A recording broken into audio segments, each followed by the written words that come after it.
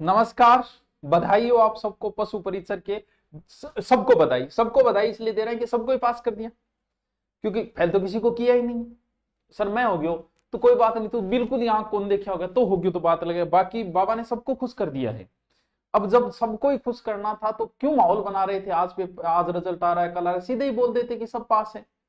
भाई ऐसा आज तक कहीं हुआ है क्या? किसी भी पेपर में 60 गुणे पास किए गए? ऐसा नवाचार सिर्फ और सिर्फ हमारे वीरों की भूमि राजस्थान में हुआ है, जहां 63 गुणे, यानी राजस्थान पुलिस में जहां फिजिकल होता है वहां भी 15 गुना पास किए जाते। लेकिन हमारे अभी नवाचार हो रहे हैं, नए नए प्रयोग हो रहे हैं, और नए नए प्रयोग में पहला प्रयोग कि हम सबको पास कर रहे हैं, ये सबसे अच्छा प्रयोग किया हमने।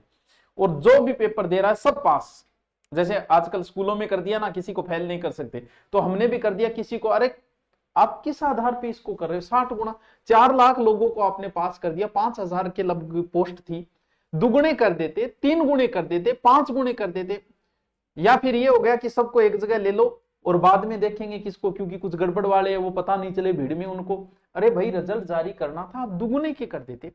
और आज तक पहले रिजल्ट आते आए हैं, जितनी पोस्ट ही उतनी पे रिजल्ट आता है, फिर वेटिंग लिस्ट जारी होती है ताकि एक उम्मीद ही बने।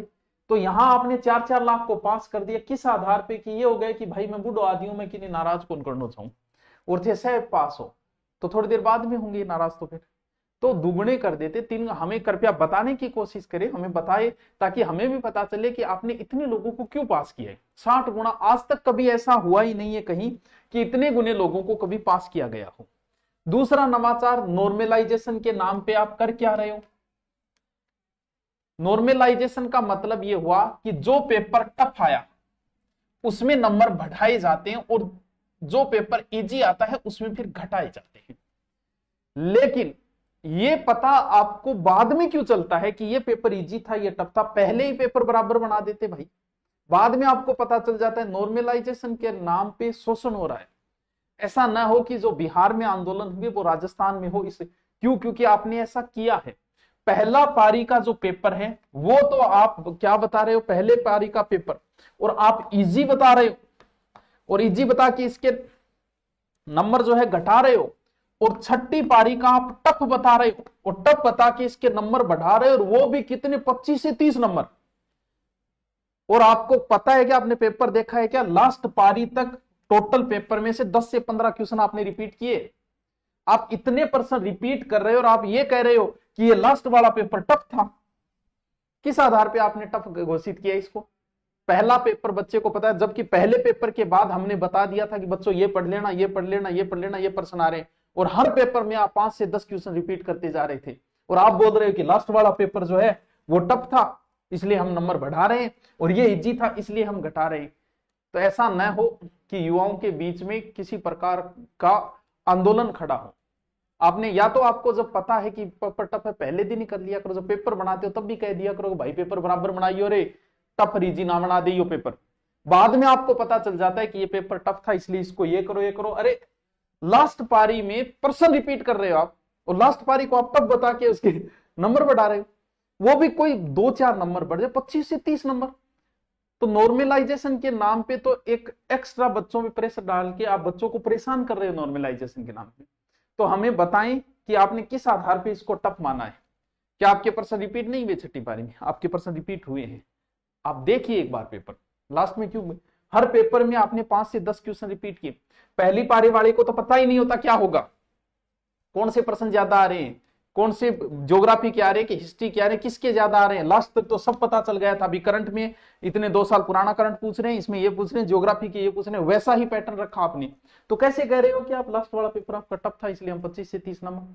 तो नॉर्मलाइजेशन के नाम पे बड़ा ही गलत हो रहा है। नॉर्मलाइजेशन हो सकता है गलत नहीं होगा, लेकिन यहां जो लगाया जा रहा है वो पूर्णतः गलत लगाया जा रहा है। ये तो कोई पद्धति नहीं कि लास्ट वाला पेपर में हम इतने बढ़ा देंगे, लास्ट वाला पेपर हम टफ तो पहले ही नॉर्मल बराबर बना लिया करो। और 60-60 गुना आप पास कर रहे हो, इसका भी थोड़ा सा बताएं कि किस आधार पे आप कर रहे हो। दुगुने को खुश कर दो यार, 3 गुना का खुश कर दो, 15 गुना को कर दो। इतने इतने गुणे को आप खुश कर रहे हो, फिर क्या होगा? इस भर्ती को लंबा खींचा जाएगा। फिर आप दुगुने कम करो, फिर 60 गुना का रिजल्ट अलग से निकालो 15 गुना का, फिर 15 गुना का अलग से निकालो 5 गुना का, फिर दुगुने का निकालो। क्या बात है, मजा आ जाएगा भाई साहब, पूरा का पूरा कार्यकाल निकल जाएगा ऐसा करके, सब खुश। ये ऐसा काम तो देवता लोग करते थे आप।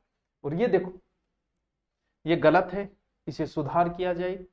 और हम चाहते हैं कि बेरोजगार अध्यक्ष जो भी आगे आ रहे हैं, उनसे निवेदन है, हम आपके साथ हैं। इस तरीके से 25 से 30 नंबर, और वो भी लास्ट पहली पारी का होते तो भी देखते कि पहली पारी वालों को तो पता ही नहीं होता क्या आएगा क्या, लास्ट वालों को सब पता चल गया था कि किस से प्रश्न आ रहे हैं, करंट के कितने आ रहे हैं, करंट के कौन से आ रहे हैं, क्या ज्यादा आ रहा है क्या कम आ रहा है, और उनके आप नंबर बढ़ा रहे हो।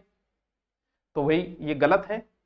और जो भी बच्चे इस 4 लाख में शामिल हुए, ठीक है, खुशी की बात है, आपको मोटिवेशन मिला होगा, लेकिन अपनी तैयारी जारी रखें, बढ़िया तरीके से तैयारी करें, अच्छा जीके पढ़ते रहें, किसी भी चैनल पे पढ़े, ऑनलाइन पढ़े, वो आपकी इच्छा है। तो आप पढ़ाई जारी रखें। नवरात्रा का ऑफर भी है, उसका फायदा उठाए तो धुरीमना पे जाके उसका भी आप फायदा उठा सकते हो, लेकिन अपनी तैयारी जारी रखिए। इसमें जो रैंक ज्यादा जिसकी नीची है तो वो तैयारी, एक्स्ट्रा तैयारी रखिए, इससे सिर्फ मोटिवेशन और स्टेटस लगाओ, बस इतना ही। ठीक है, ओके, थैंक यू।